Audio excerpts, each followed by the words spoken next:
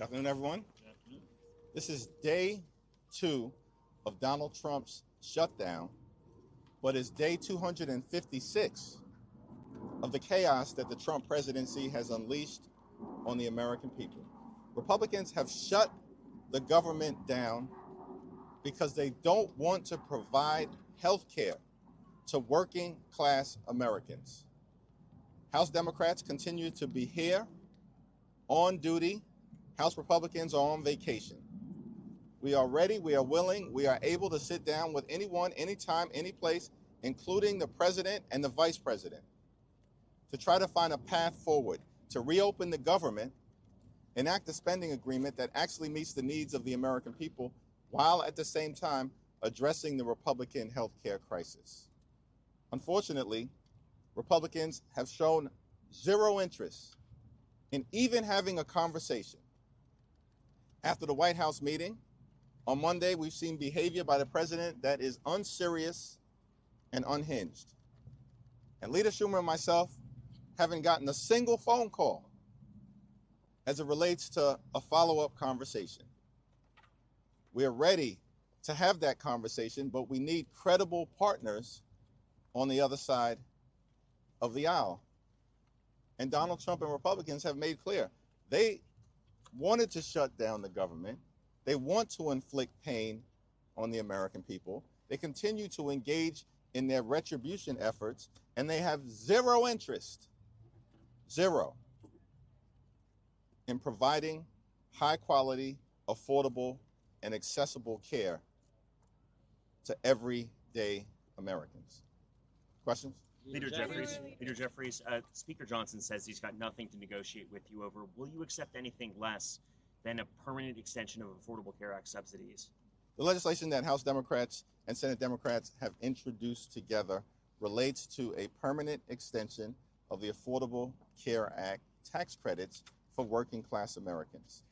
Understand, in the Republican One Big Ugly Bill, where they enacted the largest cut to Medicaid in American history, stole food from the mouths of hungry children, hungry seniors, and hungry veterans.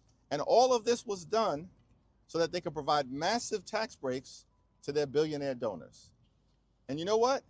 Those massive tax breaks were made permanent. Why in the world should everyday Americans, working class Americans, hardworking American taxpayers accept anything less? I mean, literally this year, House Republicans, Senate Republicans, and Donald Trump enacted massive tax breaks for their billionaire donors, for the wealthy, the well-off, and the well-connected, all to subsidize the lifestyles of the rich and shameless. And this was done permanently, and now they want the American people, not us, Democrats, the American people to accept anything less than a permanent extension of tax credits that make their health care affordable. Understand this, over the last few days and over the next few days, what you're going to see is more than 20 million Americans experience dramatically increased health care premiums, copays, and deductibles because of the Republican unwillingness to extend the Affordable Care Act tax credits. They're not even willing to extend it for multiple years, let alone do what Republicans just did for billionaire donors, which is to extend the billionaire tax breaks permanently.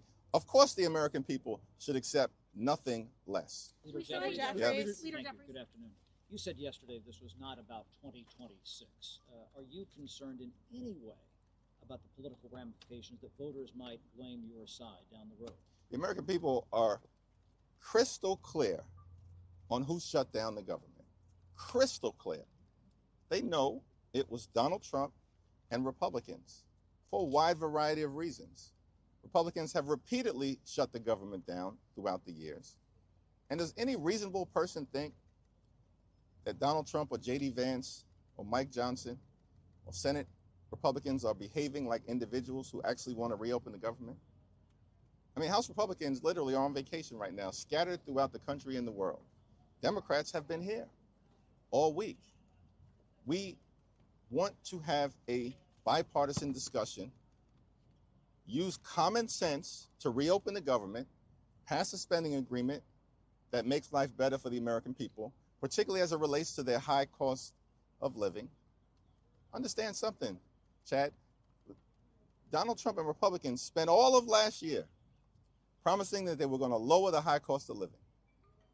They also spent all of last year running away from Project 2025, acting like Project 2025 didn't exist. But what have they been doing this year? This year, they've done nothing. Zip, zero, stingy with De Niro, nothing to lower the high cost of living for everyday Americans. While at the same period of time, implementing and unleashing Project 2025. Now, all of a sudden, Donald Trump admits it was his project all along. He just did it earlier today. What we're saying is America's too expensive. Donald Trump has made things worse. Costs haven't gone down on day one, they're going up. The cost of living is going up. Inflation is going up. The Trump tariffs are actually making life more expensive, thousands of dollars more per year for average, everyday Americans because of the Trump tariffs. And now Republicans refuse to do anything to extend the Affordable Care Act tax credits. And as a result of that, tens of millions of Americans are going to have their premiums skyrocket out of control, double, triple, or quadruple. People are going to face medical bankruptcy. Millions of American citizens. And Republicans don't want to do anything about it. Democrats are in this fight until we win this fight. Leader Jeffries, thank you. The White House is now threatening to fire thousands of federal employees. Is that a risk that you're willing to take by putting up this fight, and for how long? The Trump administration has been firing thousands of federal employees outside of the context of a government shutdown since January 20th. Literally, they've been engaging in mass firings, the Trump administration, since January 20th. And no reasonable person can come to the conclusion that simply because they've now decided to shut the government down, that all of a sudden they're going to take an approach where they're going to fire federal employees, where outside of them shutting the government down, they were not going to fire federal employees. Because, guess what? They've been firing federal employees all along. That's a shame. These are hard-working public servants, many of them veterans. And in fact, more than 300,000 black women have lost their job in the Trump economy. This is extraordinary stuff. This is what they've been doing prior to this shutdown. They need to come to the table. We can go back to the White House, or they can come up here and we can have a conversation to end this shutdown. They're hurting the American people. Let's find a bipartisan path forward, and let's address the Republican healthcare crisis. Last question. Given that dynamic, and given the way that the president has been tweeting memes about you, has been, in your words and the words of Democrats, already dismantling healthcare, what makes you think that he will negotiate anything? What makes you think that he and Republicans will cave to you? Public sentiment. At the end of the day, the public knows that Donald Trump and Republicans have shut the federal government down, and that they're continuing to engage in the chaos and the cruelty and the corruption that we've seen from this administration from day one of the presidency. Again, this is the first week of their shutdown, but we've had months of chaos and cruelty unleashed on the American people. And the American people are paying close attention. And they know that it was Donald Trump and Republicans who have shut the government down. They also know that House Democrats are fighting and Senate Democrats are fighting to protect the health care of the American people, because the Republican health care crisis has been devastating to people all across the country, devastating to working class Americans, devastating to rural America, to urban America, to the heartland of America, to small town America, and to black and brown communities all across America.